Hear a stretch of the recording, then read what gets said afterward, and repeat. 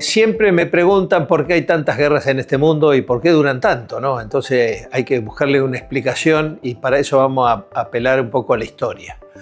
En el siglo XX, o sea que va de 1901 a 2000, la guerra era entre los estados, las naciones, las coaliciones de carácter masivo, pero no eran tan largas como actualmente. Digamos, duraban unos 4 o 6 años. Fue el siglo más letal, sin embargo, en términos absolutos, con enfrentamientos concentrados de menor duración. La Primera Guerra Mundial duró 4 años y 3 meses, la Segunda 4 años y 1 día. La Guerra Civil Española duró 3 o 4 años. La duración promedio de los conflictos, de los convencionales, eran así, en esos términos, de 1 a 5 años. Pero el número de muertos era fabuloso, 180 millones de muertos hubo por guerra en ese siglo. En el siglo XXI, que es del 2001 hasta el presente, los conflictos son de otra índole, son más civiles, asimétricos, no intervienen tanto los estados, aunque los estados actúan desde atrás enmascaradamente, y son de duración más prolongada, a veces son interminables, como lo podemos observar día a día. Los conflictos se volvieron estructuralmente más largos. ¿Por qué? Porque intervienen todas las poblaciones y ahora vamos a explicar un poco más eso. Hoy las guerras rara vez terminan con una victoria militar, porque el frente militar es muy acotado. Derivan en violencias que se extienden a toda la sociedad y por eso duran tantos años.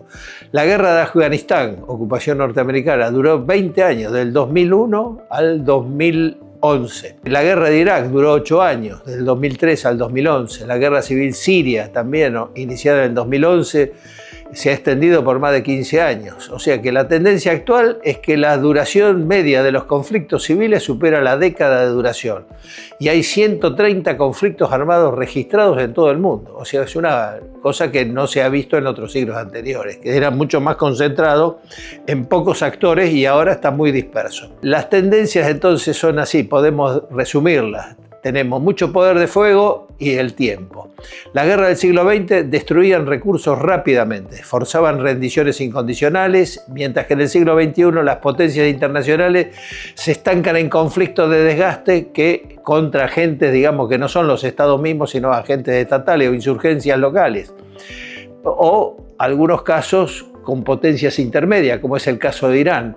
O también un caso, digamos, parecido es el caso de Hezbollah contra Israel o Israel contra Hezbollah.